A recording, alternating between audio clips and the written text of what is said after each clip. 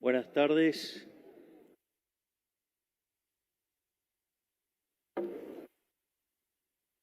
Si bien, digamos, vengo en carácter de presidente, dado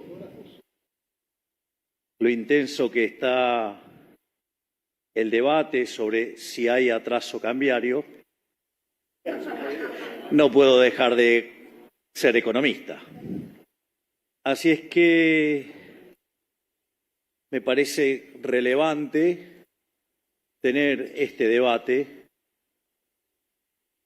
porque desde mi punto de vista, sacando raras excepciones, desde mi punto de vista, lo que están diciendo la mayoría de los analistas está mal. Por ende, lo que voy a hacer es mostrar por qué lo que dicen está mal. Lo que pasa es que yo lo llamé el dilema de las salvedades, porque la verdad es que si no se hacen las salvedades, en rigor son unos chantas, pero si las hacen, ¿para qué hacen este análisis si está mal? Esto es bastante complicado y el tema es que unos cuantos han currado durante muchos años con estos análisis berretas y entonces ahora, digamos, necesitan justificar o, digamos, a raíz de todos los errores que cometieron en diciembre, enero, y como le erraron, en lugar de aceptar que le erraron, entonces quieren forzar la realidad para clavar sus culpas. Entonces lo que yo propongo es un debate más serio, un debate intelectualmente honesto, y plantear esto. Es decir, lo primero, y que me parece mucho más grave, es si yo voy a definir atraso, quiere decir que para definir atraso estoy comparando contra algo. Eso quiere decir que yo tengo que conocer el vector de precios de equilibrio de la economía. Eso significa que, dado que es una economía abierta, necesito conocer las preferencias de todos los agentes de la economía sobre todos los bienes de la economía, las dotaciones y la tecnología, pero no solo para la economía argentina, sino para el mundo también. Es decir, el pobre Hayek en este momento se estaría retorciendo en su tumba. No podría creer, digamos, el nivel de fatal arrogancia que tenemos en creer que podemos hacer esa cuenta. Es decir, a veces los modelos matemáticos son buenos para entender cómo funcionan las cosas, pero, digamos, de ahí a creérsela, de que venga y alguien me traiga ese vector de precios. Digamos, a ver si estamos hablando con alguien serio o estamos hablando con un chanta. Digamos, vendría bien que lean un poco a Hayek. Ahora, más allá de eso, de hecho, una de las cosas que decía Hayek, decía que una de las misiones fundamentales que tenían los economistas era contarle a la gente todas las cosas que no sabemos. Es decir, acá estamos pretendiendo crear cosas que no tenemos ni la más pálida idea. Porque si yo le pido a cada uno de ustedes que definan sus preferencias, les puedo asegurar que, los veo complicados, digamos, definiendo los axiomas y esas cosas. En ese sentido, ahora, me voy a meter con la metodología. Entonces, el tipo de cambio real, que es en el fondo, el tipo de cambio por el nivel de precio internacional sobre el precio local, con lo cual ustedes van mirando la DEVA, la inflación internacional y la local, y con eso ven si el tipo de cambio se aprecia o no. Entonces, una de las cosas que hacen es tomar un tipo de, supongamos que lo quieren hacer más seriamente, entonces toman toda la serie desde nació Argentina, si ustedes quieren, y hacen ese promedio. Y el primer punto es definir el intervalo de la serie. Una es, bueno, decir, ¿de dónde arrancó? Ok. Ahora, el problema es que cuando ustedes están trabajando con un promedio, la realidad es que si esa serie tiene mucha volatilidad, el promedio no sirve de nada. Y si hay algo que caracteriza a Argentina es que justamente tiene mucha volatilidad. Y no es lo mismo el tipo de cambio real en los momentos de las crisis, donde digamos, o sea, la moneda se deprecia muy fuertemente, o en los momentos donde hay confianza, donde se aprecia muy fuertemente. Y Argentina tiene todas esas características de volatilidad. Por lo tanto, tomar una medida promedio con ese nivel de volatilidad en la variable, no sé, digamos, implica un calificativo poco elegante. Ahora, otros, digamos, es más, en otros casos además cortan la serie. Entonces la pregunta es, ¿por qué la cortás a partir de este año y no a partir del otro? O algunos lo hacen de otra manera, directamente consideran, ¿sí?, que en algún momento el tipo de cambio real estaba en equilibrio y supongamos que, digamos, o sea, vino el uno, le dijo, es este, y entonces, digamos, lo tomaron. Digamos, o sea, tienen, digamos, son como una suerte de los Moisés de la economía, digamos, si le dio la info, le dijo, es este. Entonces, supongamos que le pasó alguna vez y después soy yo. Bueno. Ahora, supongamos que efectivamente le da ese número y saben ese número por algún misterio divino. Ustedes se dan cuenta que si toman ese tipo de cambio de referencia de ese momento, implica que ustedes hacia adelante están extrapolando las mismas condiciones de oferta y de demanda de cada uno de los bienes de la economía. Y yo les hago una pregunta. Si yo les diera el mejor teléfono celular de hace 10 años, ¿qué harían hoy con ese celular? No lo usan ni siquiera para desecho. ¿Se imaginan los primeros que eran como unos ladrillos? ¿Se acuerdan? Digamos, esos ladrillos. O sea, se dan cuenta que esa extrapolación no tiene ningún sentido. Es decir, cambió la población, cambiaron las preferencias, cambiaron los bienes, cambió la tecnología, con lo cual es una extrapolación absolutamente idiota. Sí, con lo cual,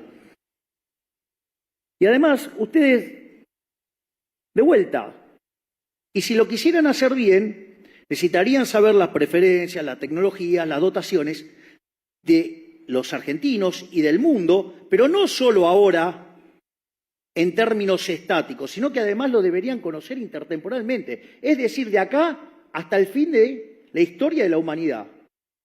¿No les parece que es un poquito arrogante creer que pueden hacer esa cuenta y definir alegremente, hay atraso? Digo solo para considerar lo que dice ese numerito cuando miran el numerito.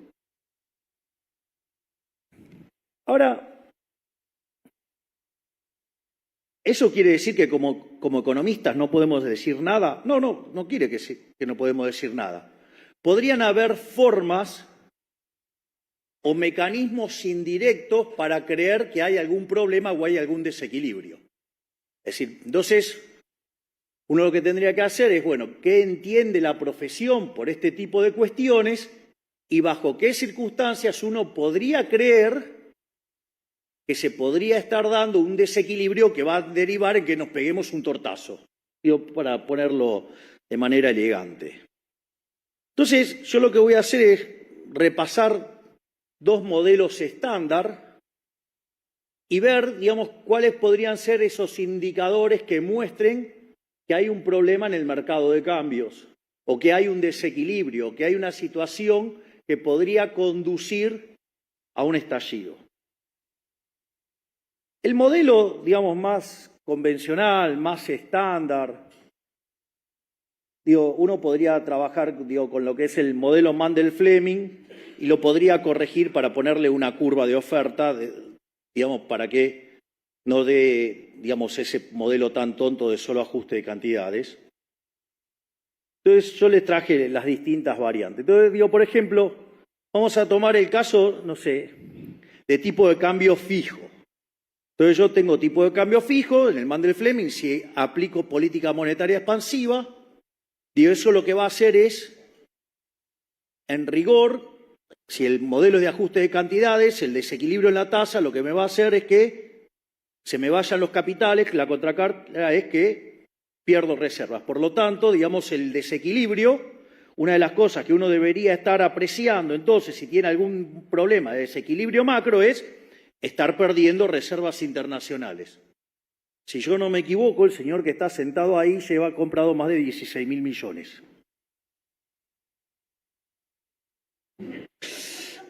Parece que por ahí no va.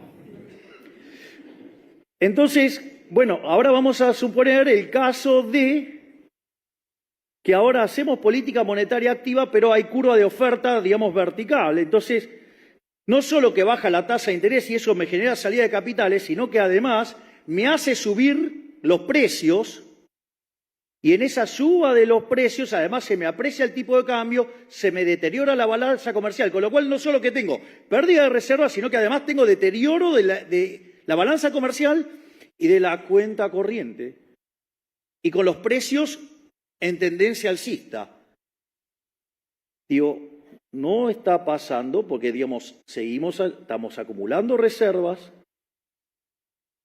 y los precios vienen en sendero decreciente, o sea, la tasa de inflación se viene cayendo y, digamos, ninguna de estas cosas se manifiestan en pérdidas de reservas. No solo eso, sino, digo, vean la deshonestidad intelectual de los que quieren que vaya mal porque le pifiaron. Si los pifiadores seriales, de vuelta. Miren, hay un analista político de Estados Unidos que cuando analizó la llegada al poder de nuestro espacio, seguramente muy influenciado por las cosas que se decían acá, como el dólar a 7.000, a 10.000, ¿no? Y todas esas cosas que decían, digo, tenía una visión muy negativa. Y el hombre dice, miren, la verdad que me equivoqué. Y justamente no es alguien, digamos, un liberal libertario. Pero bueno, acá parece que, digamos, no es fácil reconocer, digamos, que se equivocaron. Y es más fácil, digamos, criticar hasta que se parezca, digamos, a la cosa que predijeron. Digo, les pongo como ejemplo esos que hablaban, por ejemplo, de que la tasa de interés real tenía que ser positiva y las cantidades de cosas que le han dicho a Toto y a Santiago por eso, y que si le hubiéramos hecho caso, hoy la relación de pasivos remunerados sobre base monetaria estaría en 8 o 9 veces y hoy estaríamos hablando del carry trade, de la hiper y de todos los problemas y, digamos, de cómo tendríamos que estar arreglando esto, digamos, expropiando. Así estamos. Vayan y busquen los reportes de eso que hablaban de las tasas de interés real positivas. Entonces, ese escenario tampoco está ocurriendo. Y lo que decía el dato de inflación de ayer. Miren, nosotros, a diferencia de otros, miren, lo voy a comparar con el plan de estabilización de la convertibilidad, que fue el más exitoso de la historia, para ver el tamaño, digamos, del problema. La convertibilidad, digamos, llega después de 2 hiperinflaciones. No hace falta que les aclare que, digamos, tener 2 hiperinflaciones allana bastante la cuestión monetaria porque destruye los activos monetarios. Por lo tanto, digamos, la posibilidad de que caiga la demanda de dinero ya, digamos, o sea, de esos niveles se hace casi imposible. Digo, lo cual no es menor a los efectos de estabilizar una economía. Pero no solo eso, hubo una expropiación, hubo un plan Bonex. Eso no es un tipo. Además, se ancló por la fuerza, fijando el tipo de cambio. ¿Sí? Y no solo eso, sino que además hubo una suerte de acuerdo de precios. Entonces, nosotros enfrentábamos una crisis que tenía el desequilibrio monetario de la previa del Rodrigazo, un balance quebrado como el del Banco Central de Alfonsín. Dicho sea de paso, hace poco, el Banco Central mostró el desastre que generó el kirchnerismo en su último mandato, patinándose 45.000 millones de dólares, dejando quebrado al Banco Central, donde hay una reconstitución del patrimonio de más de 25.000 millones de dólares. Un aplauso para el señor Santiago Bausili, por favor.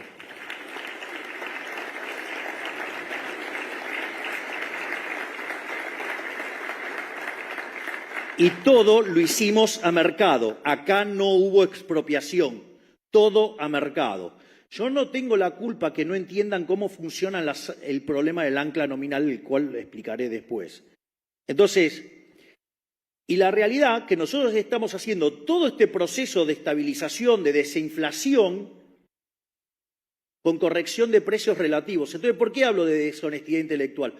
Porque es cierto, la tasa de inflación ayer la conocimos, fue 8,8.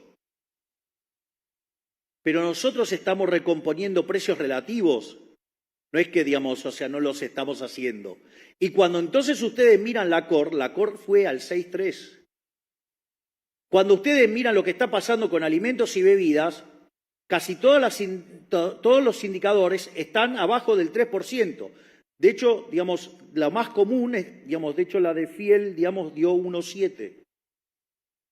Es decir, que está ocurriendo. Lo que pasa es que los que le pifiaron, es más fácil decir que no hay plan de estabilización. La pregunta es, si no hay plan de estabilización, ¿qué creen? ¿Que baja de casualidad la inflación? Es verdaderamente insultante, para alguien que piense 2 minutos las cosas que están diciendo. Como verán, hoy vine un poquito más sangriento que lo de costumbre. Igual tengo más, aviso. Después, otro mecanismo es, utilizar la política fiscal activa.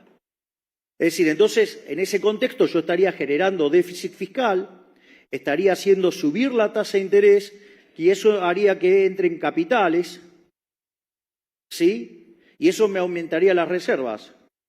Pero la realidad, que a nosotros la tasa de interés no la estamos subiendo. Nosotros, de hecho, la tasa efectiva cuando llegamos era de 250%. Hoy la tasa es del 40%. Por lo tanto, tampoco está funcionando de ese lado. Y si yo pongo el efecto de suba de precios que me causaría este movimiento fiscal, una de las cosas que yo tendría es que se me tendría que estar deteriorando fuertemente la balanza comercial, la cuenta corriente, y eso tendría que estar compensado, con lo que tiene que ver con la cuenta capital, y por lo tanto las reservas casi no se estarían moviendo, pero la contraparte de esto es que tendría un deterioro de las cuentas públicas y una suba del riesgo país. Y les guste o no, esos que decían que era imposible ajustar más que un punto del déficit en un año, nosotros hicimos un ajuste en el Tesoro de 7 puntos del PBI. Obvio, sí, en el medio de la crisis que agarramos, obvio no, y sobrereaccionamos un poquito, sí, obvio. Pero, eso hizo que alcanzáramos el equilibrio fiscal en el primer mes de gestión. Con lo cual, imagínense, ahora podemos empezar a relajar y devolver. ¿Por qué? Porque ya, sobrereaccionamos el equilibrio fiscal. Pero habían dicho que hacer un ajuste de 1 punto era imposible. Y nosotros ajustamos 7. Y en el Banco Central, que nadie contestaba, sobre cómo se corregía, ya bajamos de los 10 puntos del déficit, bajamos 7. Y con la nueva baja de tasa vamos a 8 de reducción. Por lo tanto, como verán, estamos haciendo un ajuste de 15 puntos del PBI. ¿Imposible? Nada. Lo estamos haciendo nosotros.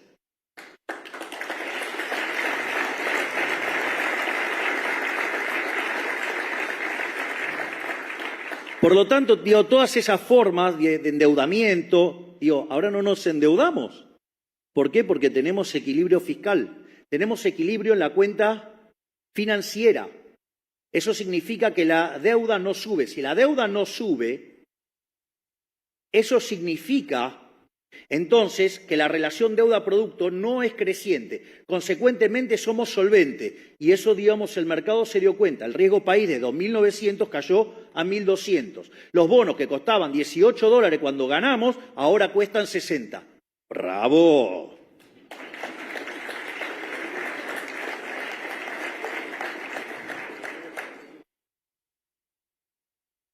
Ni que hablar que, digamos, si ustedes tienen un esquema de tipo de cambio fijo y quisieran hacer política monetaria activa y se le empiezan a subir los precios y se deterioran las condiciones externas, una de las consecuencias es que pongan controles de capitales. Entonces tendrían que ver una brecha creciente. Hola, brecha, ¿dónde estabas? Porque no te vemos. ¿No? Porque, digamos, o sea, la brecha cuando corrigen por impuesto país es 0. Por lo tanto, tampoco se ve desde ese lado, digamos, el problema. Obviamente que si ustedes, digamos, tuvieran tipo de cambio flexible, obviamente que eso, digamos, se corregiría, digamos, rápidamente sobre el tipo de cambio. Sí podrían poner un reparo en el caso de la política fiscal, porque básicamente ustedes estarían teniendo presión sobre los precios, se le deterioraría la balanza comercial y el día que se quedan sin financiamiento, ahí aparecería el problema. Pero de vuelta siempre está, digamos, pivoteando, digamos, lo que pase con el riesgo país y si consiguen o no el financiamiento para hacerlo. Pero, digamos, ese podría ser un caso que, digamos, pero tampoco, no hay déficit fiscal, el riesgo país está cayendo y no estamos perdiendo reservas y estamos necesitando el financiamiento de nadie. Ahora, yo, digamos, entiendo, digamos, uno me podría decir, bueno, este modelo no es un modelo de lo más elegante. Entonces voy a usar otro modelo, un poquito más divertido. Lo más divertido que el modelo que es más divertido los va a dejar más en ridículo a los ridículos. Esa es la parte más divertida de esto. Porque es tan obvio lo que voy a contar que la verdad que la próxima vez que les venga un economista y le diga que hay atraso cambiario se le va a tener que caer la cara de vergüenza. O por lo menos, si no escucho esta charla, a ustedes se le van a matar de la risa en la cara y sabe que le está robando la plata. Una forma, digamos, de ver el problema de si el tipo de cambio está atrasado o no, es hacer un modelo con transables y no transables. Entonces, el tipo de cambio real, si ustedes quieren, viene dado por el precio de los transables sobre el precio de los no transables. Entonces, por ejemplo, si ustedes hacen política fiscal activa y como consumen transables, lo que van a hacer es que el precio de los bienes no transables, entonces el precio de los no transables va a estar subiendo y ustedes ahí lo que van a estar generando es una apreciación cambiaria. ¿No? Ese vendría a ser el caso. La realidad es que entonces la apreciación cambiaria tendría como consecuencia el déficit fiscal. Nosotros acabamos de escribir un ajuste que va a estar en torno a 15 puntos del PBI. Por lo tanto, no hay más Estado en la economía, hay mucho menos. Por lo tanto, en principio el modelo diría, che, no es por acá. Pero ahora lo voy a hacer todavía más gracioso, más ridículo. Voy a llevar bien al ridículo para que se den una idea de las ridiculeces que dicen otra familia de economistas, porque si no, no puedo llamar herederos de Adam Smith, seguro que no. Digamos. Ahora voy a hacer más fácil. Supongamos que por algún motivo, no sé, viene un torpedo y revienta la mitad del sector no transable de la economía. Shock de oferta negativo sobre la oferta de los no transables de la economía. La respuesta natural, ¿cuál sería? Que el precio de los no transables suban o no. Según los cuadrados estos fanáticos de la devaluación, les diría que esto se corrige con una devaluación. Esto es una estupidez del tamaño de una casa. acabo de reventar la productividad del sector no transable. Si yo agarro y devalúo para corregir eso, lo que no va a pasar nunca es que tenga la asignación de recursos que me está marcando los precios. Los precios me están diciendo que los no transables están subiendo y tengo que mandar recursos a ese sector. Pero son tan fatalmente arrogantes que quieren tocar el tipo de cambio cuando no se dan cuenta que el problema no está en el tipo de cambio.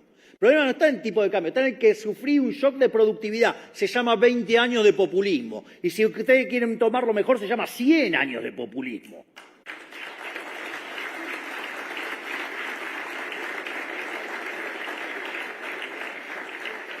Y querer corregirlo devaluando, lo único que hace es aumentar la cantidad de pobres e indigentes y no resuelve el problema, porque con esa devaluación lo que yo estoy haciendo es abortar el proceso en el cual yo reasigno los recursos.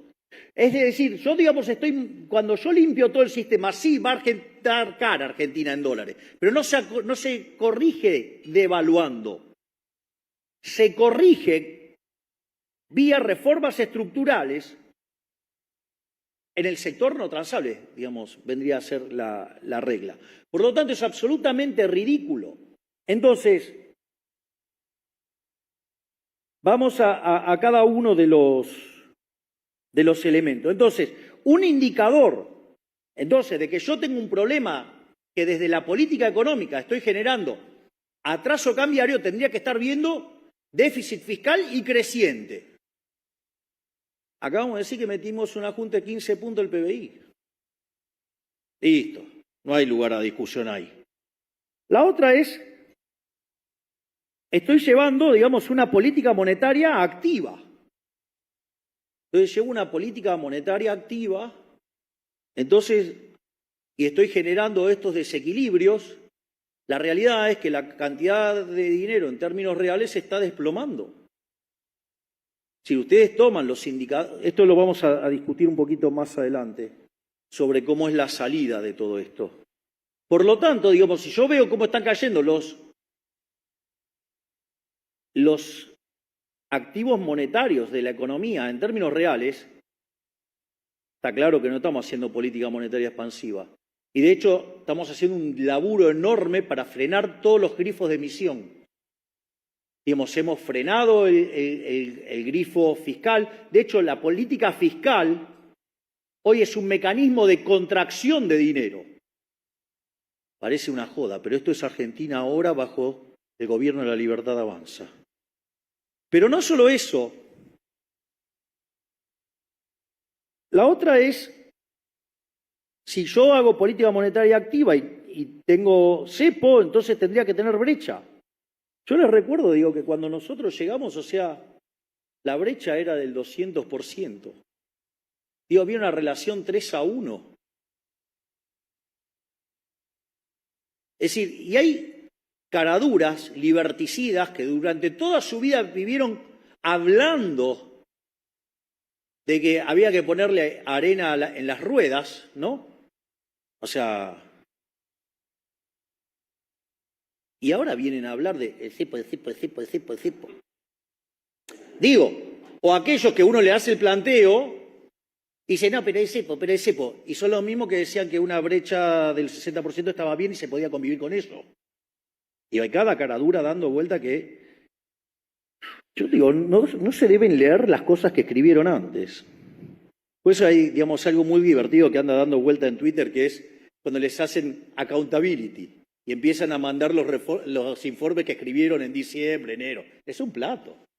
Y es lo mismo que hablan del tipo de cambio atrasado, son los que dijeron que estábamos locos porque lo llevamos a un equivalente de 800 y la corrección por puesto país y estaba cerca de 1000 y que dijeron que era un disparate hacer eso, son los mismos que decían que había que ponerlo en 600 y tenían una hipótesis de inflación más alta que la que tenemos en la vida real y ahora hablan de atraso cambiario.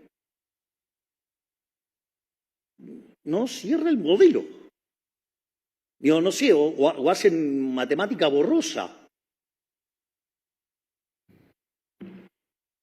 El otro caso es el tema de las reservas internacionales. De vuelta, digamos, si tuviéramos un problema de atraso, digamos, o sea, tendríamos una sistemática caída de las reservas y no paramos de comprar.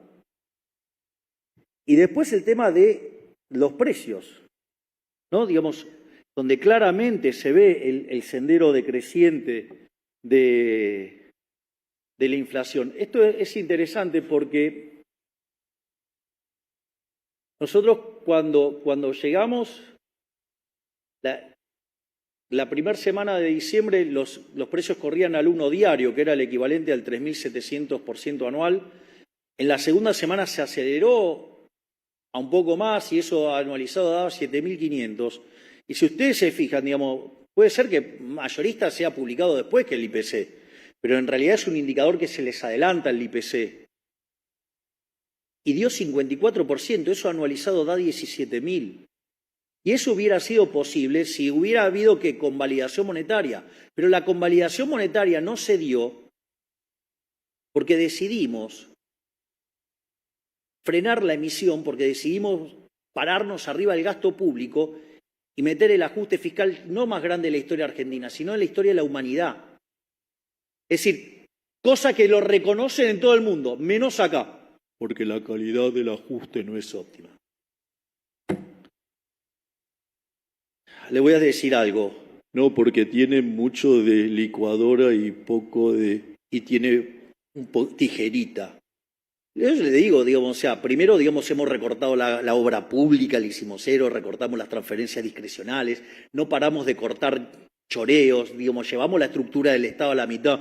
No, pero es tijerita. ¿Qué tijerita? Estamos, digamos, recomponiendo tarifas, pero es tijerita. Los que decían que encima no se podía ajustar más que un punto. Y después les digo algo.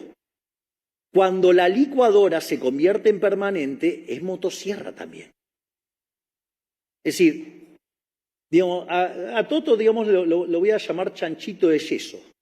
Para sacarle un mango hay que romperlo todo, lo cual lo avalo. Y es un irrompible.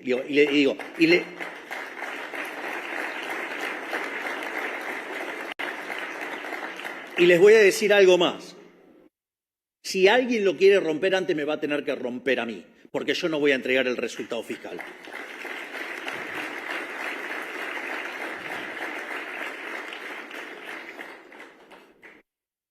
Entonces, de vuelta, gasto público decreciente, riesgo país decreciente, las tasas de interés en caída. Por lo tanto, no le cierra el modelo. O sea, no hay elemento de teoría económica que fundamente el disparate del atraso cambiario. El problema de Argentina no es un problema de atraso cambiario. O sea, de vuelta, y esto es porque no saben. La mayoría son tan chantas que no saben qué es el problema del ancla nominal. Es así de brutal, y me consta. Entonces, yo voy a explicar qué es el problema del ancla nominal. Cuando ustedes quieren saber la demanda de dinero, el dinero existe porque básicamente hay dos problemas respecto a la economía de trueque. Una es la doble coincidencia. Digamos, lo que yo quiero vender tiene que coincidir, ¿sí?, con que otro me lo quiera comprar y sea el mismo bien, digamos, para que podamos hacer una transacción recíproca. ¿Cuál? Es difícil. En una sociedad chiquita puede ser, en una sociedad grande se hace difícil. Y después está el problema de la indivisibilidad. Entonces, los seres humanos no se pusieron a llorar cuando pasó eso, agarró y lo arreglaron. En ese contexto apareció el dinero. Ahora, el dinero, digo, no importa, digamos, bajo qué forma, digo, cuando el hombre era nómade era el ganado, cuando, digamos, se asentó y se hizo sedentario, como lo que más comía era trigo, entonces pan, entonces el trigo se volvió moneda. ¿Por qué? Porque es un bien de intercambio indirecto, es decir, no es que lo demandaban porque querían el trigo, lo demandaban porque se servía para hacer otras transacciones. Si ustedes entienden esto, entonces la demanda de dinero en realidad es una forma de financiar el sendero intertemporal de consumo. Nadie está pensando en llevarse, digamos, el dinero al traje de madera. Digo, del otro lado no compra nada. Entonces lo compra acá. Entonces, ¿para qué me lo voy a llevar del otro lado? Es un error de cálculo. O sea, de hecho, la herencia es un error de cálculo. Pero dicho eso, ahora, profe, no te envidio. El profe Esper que acaba de llegar del Congreso. En ese contexto, entonces, la demanda de dinero es una forma de financiar el sendero intertemporal de consumo. Pero el consumo depende ¿de qué? De los parámetros profundos, diría Robert Lucas Jr., que en paz descanse. Es decir, en el fondo, de las preferencias, de las dotaciones y de la tecnología. Y como esos parámetros están dados en condiciones normales de presión y temperatura, digamos, la demanda de dinero es una cuestión granítica. Y eso tiene que ser igual a los saldos reales, es decir, la cantidad de dinero dividido el nivel de precios. Entonces, ¿qué es el ancla nominal? Que yo fijo la cantidad de dinero, ¿para qué? Para que quede determinado el nivel de precios. De ahí la naturaleza monetaria de la inflación, que si yo emito, los precios suben. Y es eso el problema del ancla nominal, que la demanda de dinero está determinada por los individuos. Y al estar determinada por los individuos, no la puede, digamos, o sea, el Banco Central lo único que puede hacer es daño, no puede, digamos, hacer bien. ¿Por qué? Porque básicamente, digamos, eso es un parámetro que está ahí. Y si ustedes empiezan a joder con la tasa de inflación y generar inflación y todo eso, digo, la demanda de dinero se empieza a mover, obvio, claro. Y ahí aparecen otros problemas. Pero básicamente ustedes fijan la cantidad de dinero, ¿para qué? Para que les quede determinado el nivel de precio. Entonces, cuando ustedes anclaron la cantidad de dinero, van a anclar el nivel de precio. A ver si se enteran. Nosotros, con el resultado fiscal, ¿sí? Lo que estamos haciendo es anclar, ¿qué cosa? La cantidad de dinero. ¿Y por qué todavía no abrimos el cepo? Porque tenemos mecanismos de emisión endógena, como ya sea los pases, como sea también los puts. El día que terminemos con los pases remunerados, digo que con las sucesivas bajas de tasa lo estamos eliminando. Una vez que también terminemos, digamos, con el problema de los puts, una de las cosas que va a pasar es que la cantidad de dinero va a quedar fija y ahí se van a encontrar con el ancla nominal. Es decir, no es siempre, digamos, el tipo de cambio. Digo, no se puede ser tan cuadrado que creer que hay una sola forma de anclar la economía. Es claro que si yo fijo el tipo de cambio, dado los precios internacionales, me quedan determinados los precios locales y dada la demanda de dinero, endógenamente se determina la cantidad de dinero. Pero digo, no es la única forma de anclar. ¿Cómo digo voy a estar anclando el tipo de cambio si me dejaron 12.000 millones de dólares de reservas negativas? ¿Está claro? Entonces, todo esto lo que hace es desmitificar que hay atraso cambiario. O sea, no hay atraso cambiario. Es decir, lo que tengo son otros problemas. Tengo un problema de infraestructura. Por ejemplo, tengo un problema de infraestructura soft, es decir, tengo un problema de base contractual. Tengo un problema de infraestructura hard, o sea, tengo un problema de fierros. Y estamos trabajando con el DNU, con la ley, digamos, de bases, estamos trabajando en lo que tiene que ver con la infraestructura soft. Estamos buscando mecanismos, digamos, de iniciativa privada para corregir la infraestructura hard. Obviamente que tenemos cuestiones en la cuestión comercial y de a poco vamos liberando las restricciones. De a poco vamos abriendo. Si no es que no lo estamos haciendo. Una de las cosas que más nos ponderó el Fondo Monetario Internacional es cómo todos los días levantamos restricciones en el mercado de cambio. Todos los días levantamos. Ahora, digo, no la vamos a hacer todas juntas. Y ahora, digo, voy a explicar también por qué. Pero, digamos, hoy tenemos mucha menos restricciones. ¿Saben? Cuando nosotros llegamos de las importaciones se pagaba solamente el 15%. Hoy se paga el 70%. Pequeña diferencia, no se la dice, ¿no? El cepo. Pero, entonces, de vuelta, nosotros terminando con el problema de los pases, cosa que está encaminada. Arreglando el problema de los puts, algo que el Fondo Monetario Internacional le permitió un mecanismo de financiamiento indirecto al gobierno anterior y que hizo la vista gorda y miró para otro lado y nos dejaron el pufo a nosotros, que es un mecanismo, digamos, es un put americano. O sea, cuando se le da la gana a los bancos me lo pueden ejecutar. Con lo cual, digamos, se me transforma en emisión monetaria, con lo cual necesito corregir eso también. Y no solo eso, digamos, tenemos el problema de la deuda de los dividendos, donde el otro día, digamos, ya logramos limpiar 1.700 millones de dólares más. Es decir, lo que estamos haciendo, si ustedes fueran un administrador financiero, lo que estamos haciendo es calzar el flujo de fondos de divisas. ¿Por qué? Porque me generaron un problema de stocks en el gobierno anterior, que si ese problema de stock yo libero instantáneo y se me transforma en flujo, me hace saltar transitoriamente el tipo de cambio. Pero si me hace saltar transitoriamente el tipo de cambio y se me cae la demanda de dinero, me puedo ir a una hiper. ¿Cuán cerca estamos de abrir? La verdad es que estamos muy cerca de abrir. ¿Por qué? Básicamente porque, por un lado, cuando miramos la base monetaria históricamente, lo que va del siglo XXI tendría que estar en torno al 9% del PBI. La base pura es 2,5, con lo cual hay un montón para... Cuando tomamos los remunerados nos vamos a 8 o 5, o sea, con lo cual estamos en zona de poder abrir. Entonces, si nosotros resolvemos el problema de los pasivos remunerados, cosa que estamos haciendo bajando la tasa de interés, si nosotros resolvemos el problema de los puts, algo en lo que estamos trabajando activamente, el señor Riego se está pelando bastante con ese tema.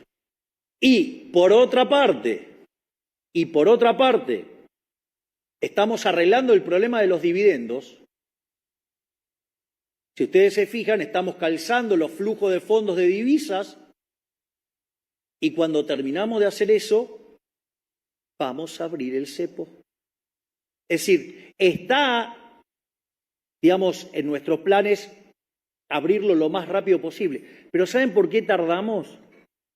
Porque lo hacemos a mercado, porque se determina por la voluntad de los individuos. O sea, no lo hacemos de prepo, no lo hacemos por la fuerza. Es decir, eso es una característica distintiva de este gobierno, que respeta a rajatabla los derechos de propiedad. Pero no solamente eso, no es el único problema que tenemos. También tenemos otro problema que es el tema de los impuestos. Entonces ustedes tienen impuestos nacionales, impuestos provinciales y impuestos municipales. Nosotros en el Pacto de Mayo lo que estamos proponiendo es que el sector público vaya a 25 puntos del PBI. Todo, el consolidado. Con lo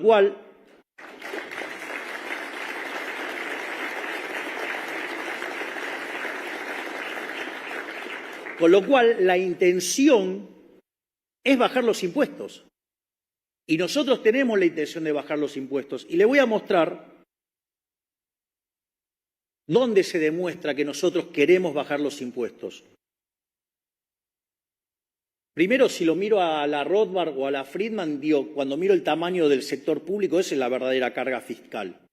Y con todo lo que hicimos de bajarlo, digamos, evidentemente, digamos, devolverle 15 puntos al sector privado, si en la transición cambiamos algún tipo de impuesto, es un tema de segundo orden, porque en el neto bajaron un montón.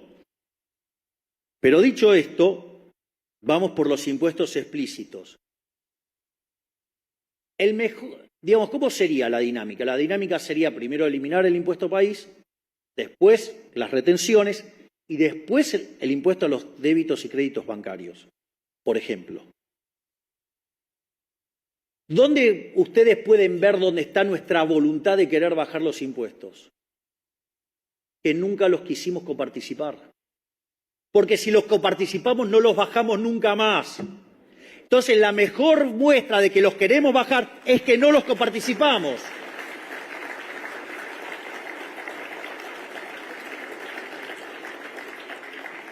Pero de vuelta, no somos nosotros solos.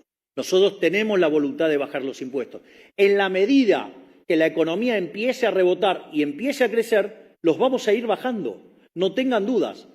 Pero no somos solo nosotros, estamos en un país federal. Y eso también lo tienen que incorporar. Es decir, no me pueden pedir a mí que yo haga lo que tiene que hacer un municipio, ni menos tampoco una provincia. Entonces, a veces, Digo, piden cosas que no están dentro de la función. Entonces,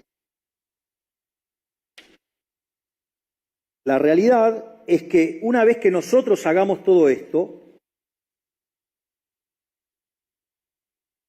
si ustedes se fijan, lo que va a ocurrir es que si terminamos de limpiar el tema de los pasivos remunerados, si terminamos con los puts y además terminamos de limpiar los dividendos, lo que va a pasar es que a partir de ahí nosotros frenamos todos los grifos de emisión monetaria. Es decir, no se emite por fisco porque tenemos superávit fiscal, no se emite por sector financiero porque no tenemos estos mecanismos de emisión endógena y no se va a emitir por sector externo, es decir, vamos a ir a un tipo de cambio flexible.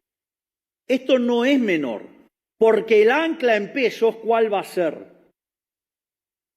Va a ser justamente la cantidad de dinero, la cual no se va a mover. Es más, nosotros vamos a mandar una ley de emisión cero para que cuando se emita dinero vaya preso el presidente del Banco Central, el directorio del Banco Central, el ministro de Economía, el presidente de la Nación y todos los diputados y senadores que aprueben una porquería de esas características. Y al mismo tiempo vamos a lanzar una competencia de moneda. Entonces, cuando la economía se empiece a expandir, digo, ahora van a llorar más lo del atraso cambiario, ahora se van a poner a llorar, digamos, o sea, van a tener que sentir vergüenza. Lo otro que vamos a hacer es que vamos a alargar la competencia de monedas. Por lo tanto, en la medida que la economía se expanda, es decir, y el sendero de consumo se haga más grande, digamos, o sea, en monto de consumo, asumiendo el mismo tiempo, porque ya dijimos, no sabemos el tiempo, por eso dijimos que la herencia es un problema de cálculo. Entonces, eso lo que va a hacer es incrementar la demanda de dinero. Pero nosotros no estamos poniendo pesos en la economía. Entonces, ¿cuál es la consecuencia? Que la economía se va a empezar a monetizar endógenamente por los propios individuos, poniendo, si ustedes quieren, más dólares adentro de la economía o la moneda que a ustedes se les dé la gana. Por lo tanto, digamos, o sea, vamos a ir a un régimen donde el peso va a quedar fijo y ustedes van a elegir la moneda que ustedes quieran. Todas las monedas van a competir contra el peso. Digo, ¿le gusta el tipo de cambio de la canasta de moneda? Bueno, en lugar que lo determine un burócrata, los ponderados, los va a determinar ustedes mismos con sus decisiones. Es decir, se acabó el problema de la apreciación cambiaria. Eso sí, el peso va a estar como una roca, porque no se mueve. Pero ustedes van a poder elegir en qué moneda van a hacer las transacciones. Y que en la medida que la economía se expanda, la cantidad de pesos relativamente va a ser más chica. Y cuando ustedes se den cuenta, va a ser tan chica la cantidad de pesos, digamos que puedo dolarizar o la economía o cualquier esquema monetario de eso y eliminar el Banco Central. Y se terminó la posibilidad de que cualquier político ladrón de este país los vuelva a robar con el impuesto de dinero.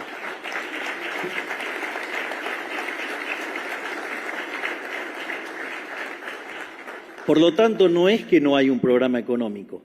Si son miopes, no es mi culpa. Si son ignorantes, no es mi culpa. Porque de vuelta, esos que dicen, no, tiene que tener una matriz productiva proyectada. Digo, no soy Leontiev, no soy comunista, soy liberal. Creo que los artífices del futuro son ustedes. Por lo tanto, no le pidan peras al olmo. No voy a ser un intervencionista, voy a ser un liberal libertario y creo que ustedes son los creadores de riqueza. Muchísimas gracias.